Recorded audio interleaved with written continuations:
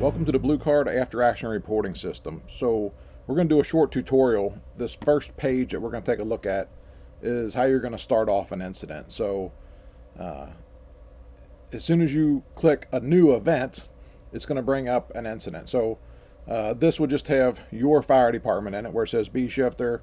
You enter your incident number, however you want to do that. Pretty simple: date, time, address.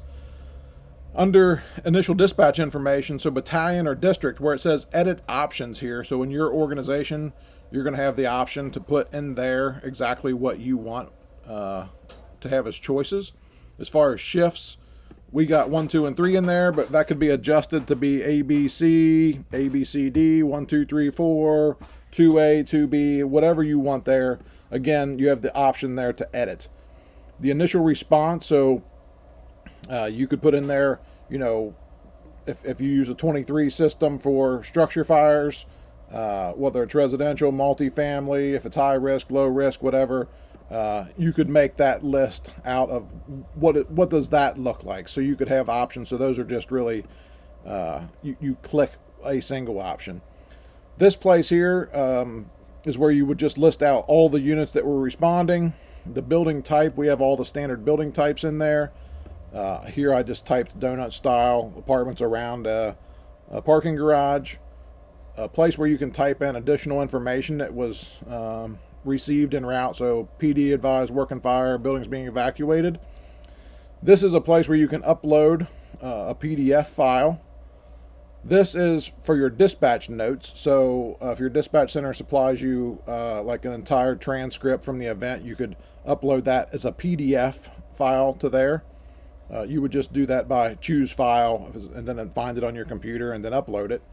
The tracking worksheet, so our IC worksheet, same thing. You just save it as a PDF and you could put your IC worksheet right into here. So choose file for this incident, and I would just put it, attach it to the incident. This piece right here, 911 audio. So this is the actual 911 audio recordings. So we don't have the ability for you to edit 911 tapes, but you would just pick choose file, and then the 911 tapes would go into there. And then the dispatch audio, same thing. So 911, the people who called 911, and then the dispatch is what was actually dispatched, so that you could actually put that component or that piece of the incident into here. So choose file, and I'm just going to upload the dispatch information, what the dispatcher said, any additional information, whatever you would want to put there. And then we're going to have some additional information on how you actually use the audio editor on each particular clip. Everywhere that there is a clip, we'll have a little tutorial on how exactly that works.